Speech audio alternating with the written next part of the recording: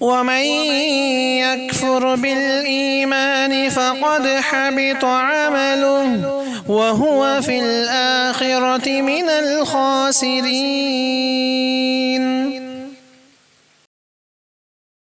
السلام علیکم ورحمۃ اللہ وبرکاتہ. الحمد للہ رب العالمین والصلاة والسلام علی رسولہ الکریم وعلی آلہ وصحبہ اجمعین ومن تبعہم بإحسان الی یوم الدین. اما بعد. سامعین اکرام، شفاعت کی دو قسمیں ہیں، ایک جائز سفارش، دوسری ناجائز سفارش. ناجائز شفاعت کیا ہے؟ آج اس کے متعلق ہم جانتے ہیں. ناجائز شفاعت اللہ کے علاوہ کسی اور سے ایسی چیز طلب کرنا جس پر صرف اللہ قادر ہو، اللہ کے علاوہ اس بات پر کوئی اور قادر نہ ہو، ایسی چیز غیر اللہ سے مانگنا ناجائز سفارش کہلاتی ہے. میں مثال کے ذریعے سمجھاتا ہوں.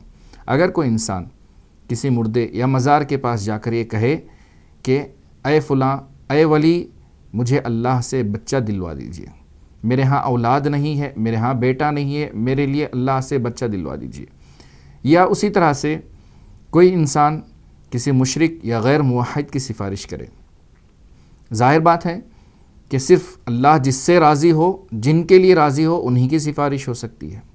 تو اگر مشرک کی سفارش کرے یا کسی غیر موحد کی سفارش کرے تو یہ بھی ناجائز سفارش ہے.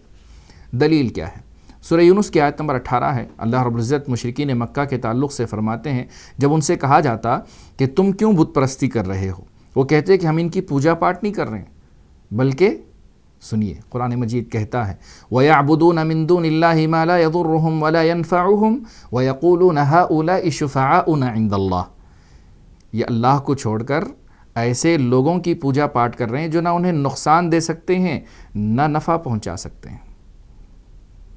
تو اللہ رب العزت نے ان کے بارے میں فرمایا، جب ان سے پوچھا جاتا تو وہ کہتے کہ ہم ان کی عبادت نہیں کر رہے ہیں. هَؤُلَاءِ شُفَعَاؤُنَا عِندَ اللَّهِ. یہ مشرکین مکہ کہتے ہیں کہ یہ ہمارے سفارشی ہیں، اللہ کے پاس قریب کریں گے، ہماری سفارش کریں گے. تو اللہ رب العزت نے کہا قُلْ أَتُنَبِّئُونَ اللَّهَ بِمَا لَا يَعْلَمُ. کیا تم اللہ کو وہ چیز بتانا چاہتے ہو جو اللہ کو معلوم نہیں ہے؟ حاشا وکلا، معاذ اللہ، ایسا نہیں ہو سکتا. ناجائز سفارش کی خطرناکی کیا ہے؟ کیوں یہ ناجائز ہے؟ سب سے پہلی بات، ناجائز سفارش اللہ کی شان میں گستاخی ہے، اللہ کی شان میں توہین ہے، تنقیص ہے. جب اللہ نے یہ کہا کہ اللہ کی مرضی کے بغیر کوئی سفارش نہیں کر سکتا، تو لہذا کسی کو بھی سفارشی مان لینا یا اس کے بارے میں یہ عقیدہ رکھ لینا کہ میری یہ سفارش کریں گے، اللہ کے قریب مجھے پہنچا دیں گے، میری بات پہنچا دیں گے، سراسر یہ اللہ کی شان میں توہین ہے، تنقیص ہے، گستاخی ہے. دوسری بات، یہ وہی بات ہے جو اللہ نے مشرکین مکہ کے بابت میں ڈرایا تھا، کہا تھا کہ تم ایسا نہ کرو. مشرکین مکہ پوجتے تھے، لات، عزا، منات، سب کی پوجا کرتے تھے. جب پوچھا جاتا تو کہتے ہم عبادت نہیں کر رہے ہیں، ہم عبادت نہیں کر رہے ہیں بلکہ سفارشی مان رہے ہیں. کہتے تھے کہ یہ ہمیں اللہ کے پاس ہماری سفارش کریں گے. سبحان اللہ، اللہ رب العزت نے اس کی تردید کی. بلکہ اللہ نے کہا کبھی یہ بہانہ بناتے ہیں کہ ہمیں اللہ سے قریب کریں گے، کبھی یہ بہانہ بناتے ہیں کہ اللہ کے پاس ہمارے لیے سفارش کریں گے. لہذا اللہ نے اس کی تردید فرمائی. تیسری وجہ یہ ہے، جب اللہ رب العزت نے ہمیں بتایا کہ اس کی مرضی کے بغیر کوئی سفارش نہیں کر سکتا اور جس کے لیے اللہ راضی ہو اسی کی سفارش ہو سکتی ہے، تو پھر قرآن مجید کی نافرمانی کرنا یہ درست نہیں ہے.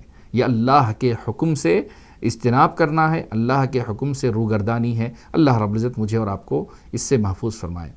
چلتے چلتے میں آپ کو ایک بات بتاؤں، مخلوق کا اللہ کے بندوں میں سے کسی دوسرے بندے کے لیے آپس میں سفارش کرنا، انسان کے لیے سفارش کرنا درست ہے، آپس میں سفارش کرنا درست ہے، 4 شرطوں کے ساتھ.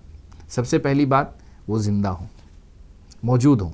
نمبر 2، وہ حاضر ہوں. نمبر 3، سفارش کی قدرت رکھتے ہوں. نمبر 4، انسان یہ جانے کہ سفارش ایک سبب ہے، سفارش کرنے والا مجرد ایک سبب ہے.